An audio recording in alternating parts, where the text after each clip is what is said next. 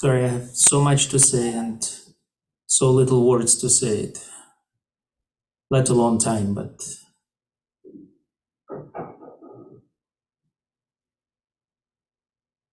shame. Our story, especially now the second year of the triennial cycle reading for Bereshit, for our portion, includes the story of the banishment from Eden. There, Adam and Chava, one moment they are in, the other moment they are out, gone forever. And this is a trope, this is a theme that I've carried a number of times before. It doesn't have to be viewed as punishment. The human is pushed to the limits of their faculties, pushed to pursue their adult lives, lives in which they're no longer provided for, no longer taken care of, no longer children. And sure enough, there's a significant price to pay for it. But now they're big boys and girls. They make their own choices. They deal with the consequences, good and bad alike. God says, go out there in the land, in the huge world, in the earth, toil it, protect it, take care of it, work for your well-being. You were prohibited previously from the eating from the tree of knowledge. You were protected from it, from knowledge. As the beta version, the starting, the young version of humankind, you were not supposed to think for yourselves. Now this is a game changer. Don't expect anymore to be miraculously fed, dressed, be protected. Rely upon yourself. You'll have my support, my blessing, says God, but rely upon yourself. You're not roaming Eden anymore. Don't eat any magic mushrooms. Don't talk to any magic snakes.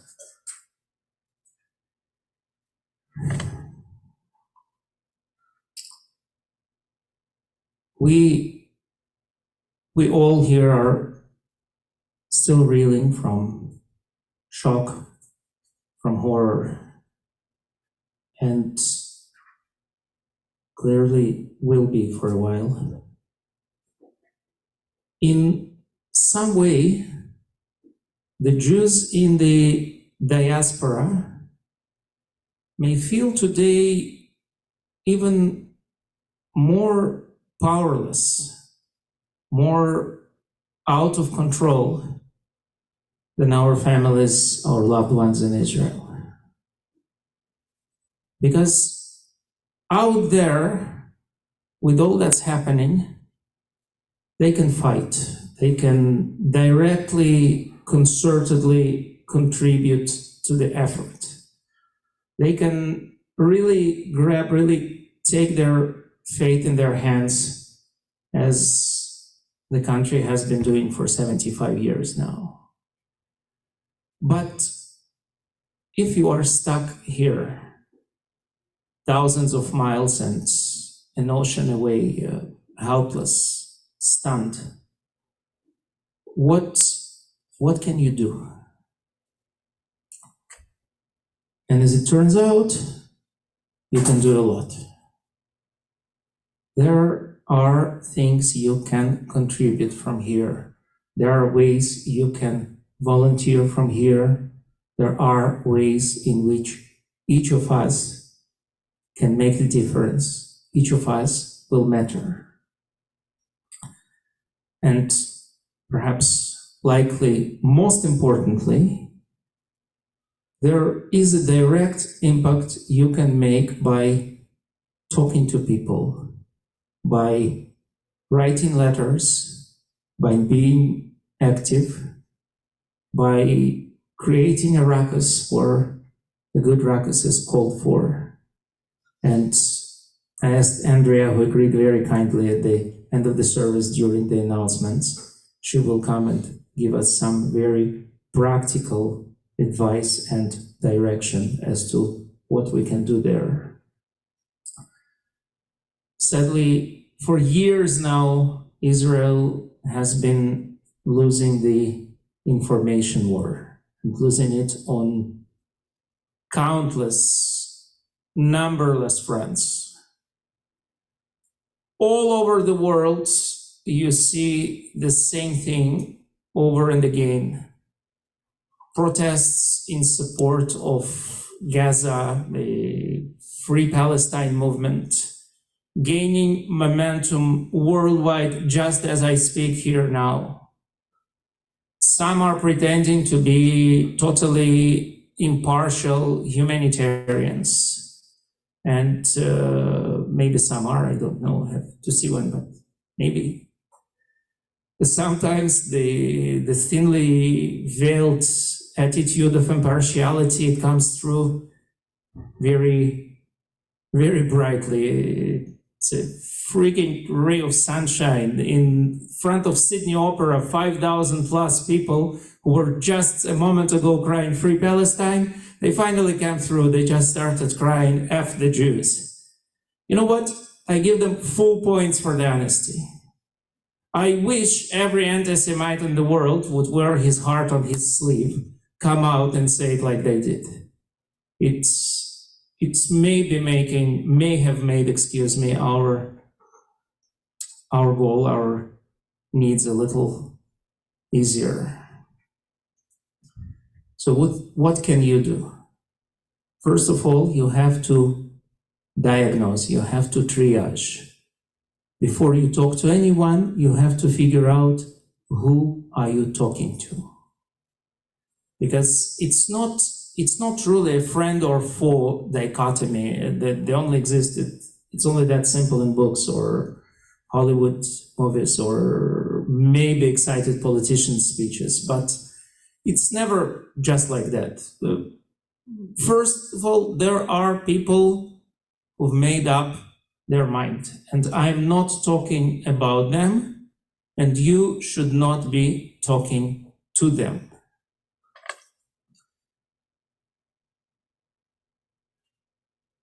Rather, there are many well-wishers,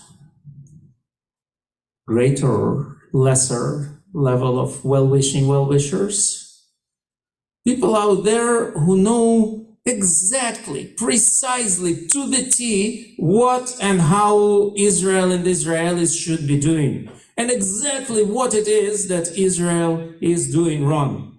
They could write a dissertation tomorrow and give a lecture on it for you today. Again, I do not mean the bitter enemies. I do not mean the people who will vilify Israel at every opportunity, because there are those who've made up their mind. There are people who cannot afford mentally, forget other ways, to condemn Hamas atrocities, because God forbid it would mean changing their mind, and not changing their mind is more important to them than anything else. There are people who say even now that, well, Hamas overdid it, and yeah, they probably shouldn't really have, you know, that's a couple atrocities too many, but really they were forced by Israel, weren't they? Yeah, we know they murdered here, tortured a bit, raped a bit, but they had to. You must understand them, right? You can't make an omelet without murdering some babies. You do hear it today. Not those people, okay? Don't talk to them. Don't waste your resources, your time. The well-wishers. I'm not the only Israeli here, not by far. I cannot describe, I cannot tell you how maddening it is for an Israeli. You live, let's say you live in Toronto, better yet, you live in Europe, you live in France, in Germany, in Switzerland, in a prosperous, affluent country. And your next door neighbors, they're reasonably decent people, even reasonably nice, probably. When the last time you didn't trim your flower beds, they didn't rush to write a letter to the city right away. They want to talk to you first. But if you've misplaced your empty Coke bottle, you've put it accidentally with carton and not with glass and metal, it will bother them because, Ordnung, things has to be in order. They might not sleep well at night. They'll accost you in the morning, and they'll come to you and they'll tell you, Mr. Cohen, Mrs. Rabinovitz, you misplaced your bottle. Please do not do it again, right? And those very people turn to the ones who less than a week ago, waited on the streets with blood, with bodies strewn all over. And they will teach them how to stay organized and how to not overreact, and how they should live their lives. And those are the people you want to talk to. Open their eyes, because most of those people are not evil, are not hating, they're mindless. I'm sure we also do a gazillion of mindless things, day in, day out, and we also would be better off if we were taught how to behave and how to deal with it. Open their eyes. Show them what is happening. This week, a warning went out. You may have seen it. If not, it's worth repeating. There are so many videos of the horror scenes of last Shabbat circulating out there on the net. Most of those have been taken by the terrorists themselves. Indeed, as the warning says, do not watch those videos. Especially do your best not to let our young see them. But I will add, that part was not in the warning email. I am telling you, do not delete them right away. First, without watching, forward them to those clueless well-wishers. Forward them to those who sincerely are closely concerned and misplace their sympathies through ignorance and not through hatred. Then delete them after you forwarded them. Those films will do you no good, but they might be, unfortunately, a necessary, albeit very traumatic, eye-opener for those people. And then, beyond the haters and the clueless well-wishers, there are friends and supporters who simply don't know how to talk to you. It's awkward. It's difficult. And you can turn to them, you can tell them, you can message them or text them or in any which way you usually communicate. You can tell them, no, your Jewish friends are not okay. To the Jews of diaspora, no, your Israeli friends are not okay. It will take us time. It will take us a lot of strength and effort and tears to be anywhere close to okay. A lot of effort, a lot of love, a lot of repairing, healing, a lot of safe-proofing. It's amazing how much support, how much mutual support and love and selflessness you see in Israel today. I just shared with a group of students earlier this week, some of you have been there. My nice Canadian born and raised neighbors around the block, not Jewish, they asked me to express their sympathy. They asked, what is the country, to what country right now are most Israelis running?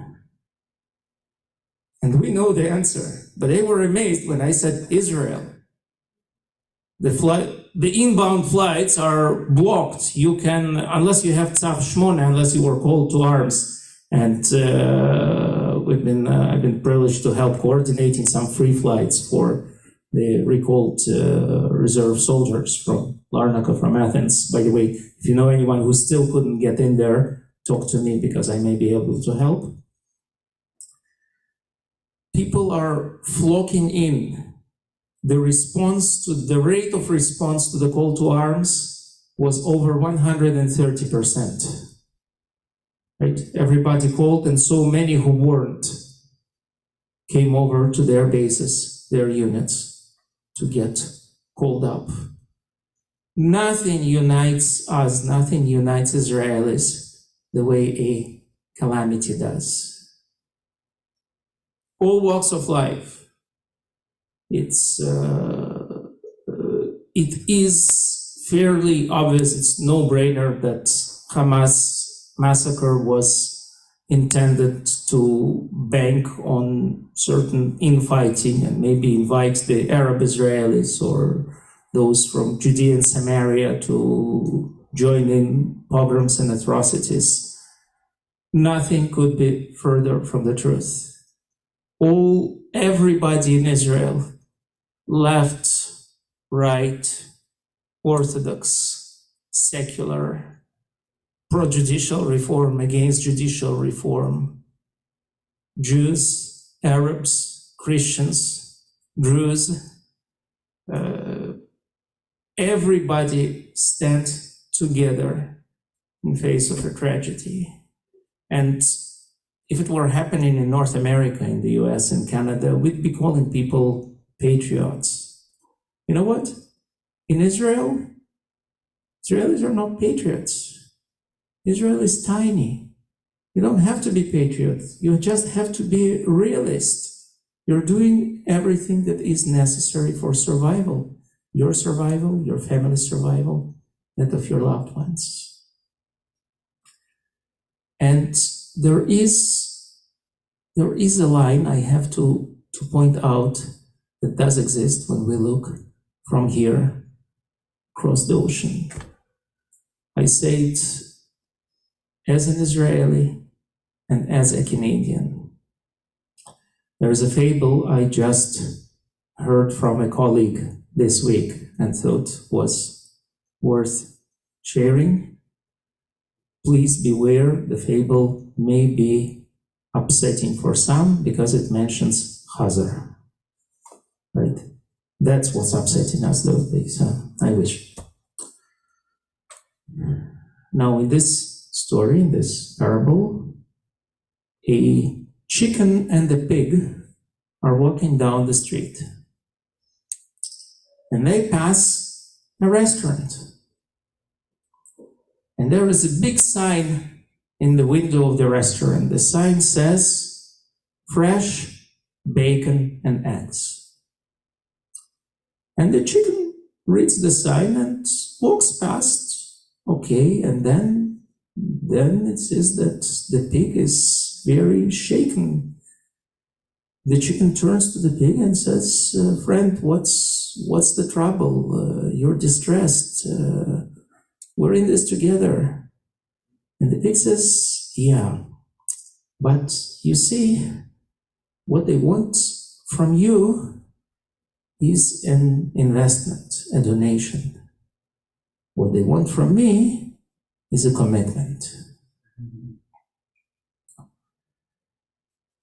Even as an Israeli, I still have 10 times more family in Israel than I do in Canada. I keep going back home every year, paying certain Israeli taxes, being on the roster for a number of things. Experiencing all the pain. When I talk to my sister, who stays up through the night because 3 of her kids are out there, 2 of them in elite commando units, where she has no idea where they are and what she's doing. I know that my worry and my pain is not at the level of her pain and her worry.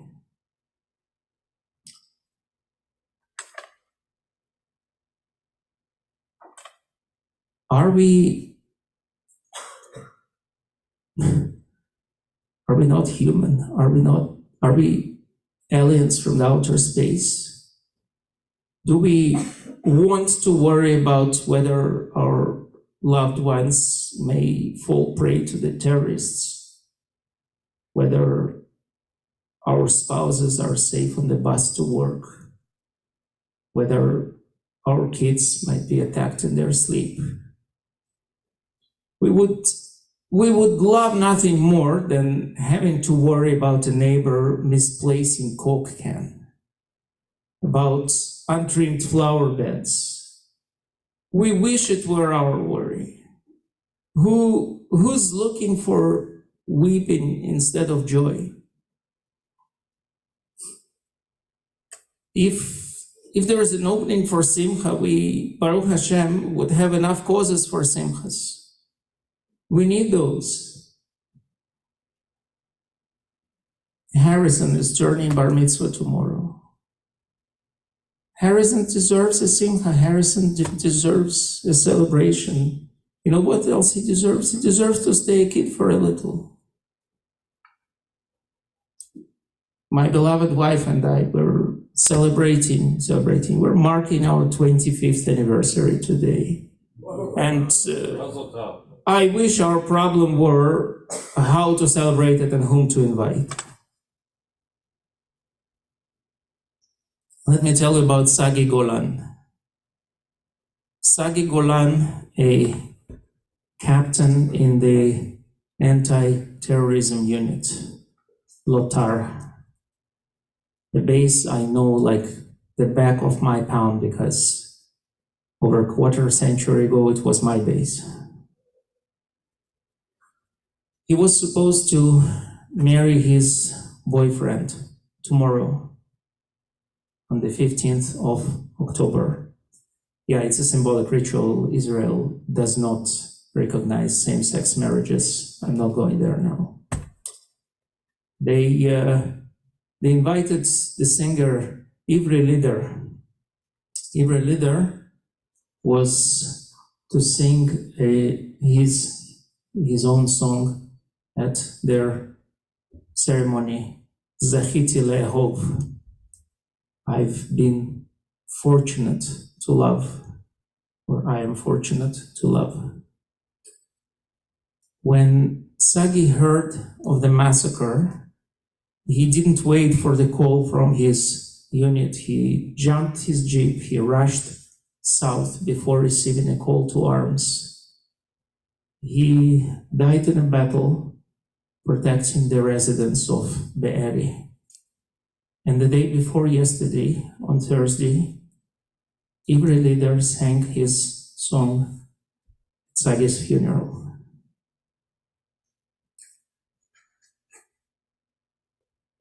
When Israel is asking for support, and so Israel is asking for donations, for time, for volunteering, for rebuilding, and support is amazingly flowing in. Things are donated from psychologists' time to high-tech to breast milk.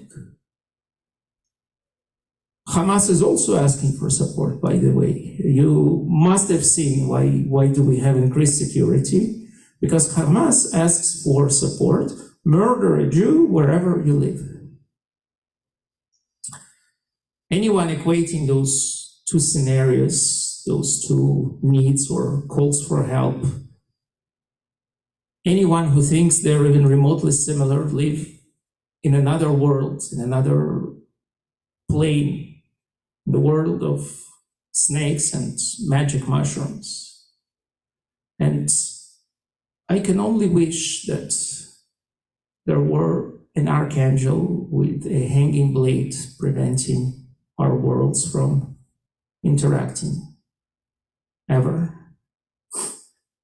But we have to fend for ourselves. It's in this week's portion. It's in the history of our people. It's in the history of our nation for 75 years of the existence of state and for so long before. So friends, you do have way. Right now, we ask you for some donation of goods, of resources, of time, of effort. Not yet commitment, but donation. Involvement.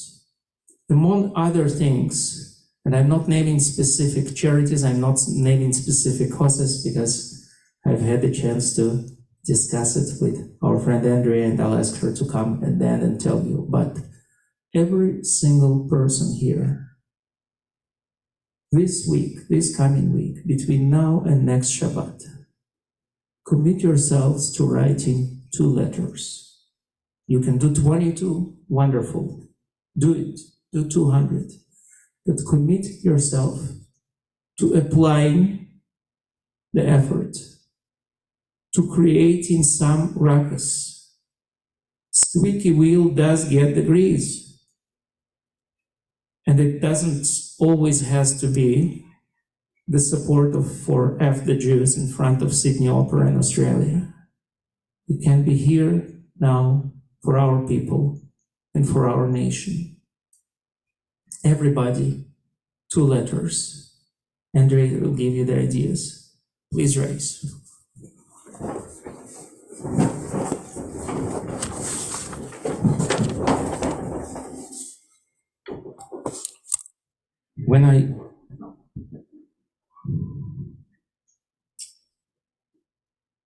When I wrote a prayer for the trying and difficult times of COVID, what we saw as trying and difficult. This week, my sister-in-law in Israel, we used to snipe at each other memes or short sayings by WhatsApp. And she resent me what she sent rather wittily a couple years ago. It was a meme saying, a few years down the road, you'll put your hand into your pocket and you will bring out a crumpled old mask and you will smile with warmth and nostalgia as you're rearranging your bulletproof vest. And at the time, as I said, we thought both it was witty. When around that time, I wrote our congregational prayer for the days of pestilence. the days of plague to help us cope and support each other. Yeah, you still remember the days when that was our problem, and it was a problem, yeah. I can never say I was sure, but I was so hoping it will be at least many, many years till I have to write anything of the kind again.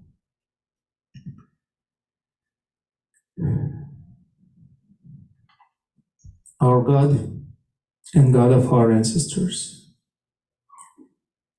take notice of our plight as we cry out to you from the bottom of our hearts. We pray before you, strengthen our spirit in face of the calamity and the new trials that may await us. Teach us to stay united in love and mutual respect, so we shall have no need for a brutal enemy to come from without and put an end to our foolish skirmishes within. For it is promised, V'chol banaich limudei Hashem v'rav shalom banaich. And all your children will be students of God, and great be the peace of your children. Protect us, save us and our people, and all peace-loving people of the earth, from vile enemies and wild beasts, from senseless hatred and wanton destruction. Let children return safely to their parents, and parents to their children. Reunite our families with their loved ones. For it is said, Veshavu banim ligvulam. There is hope for your descendants, declares God, and your children will return to their land. God Almighty, we are asking for a lot, and we know it. Then we go a long way together. Protect those who are protecting us. Give solace to those who experience senseless loss. Mend their hearts that are torn with pain and grief. Give us courage and strength to support each other and all around us. Give our leaders wisdom and perspicacity. Strengthen their hands, for they need to be our guiding light on the way to rebuilding and recovering. Pray for the peace of Jerusalem, where it is said, Sha'alu Shalom Yerushalayim, Yishlav Ohavayich. Beseech for peace of Jerusalem, and those who love you will remain in tranquility. And let us say, Amen. Amen.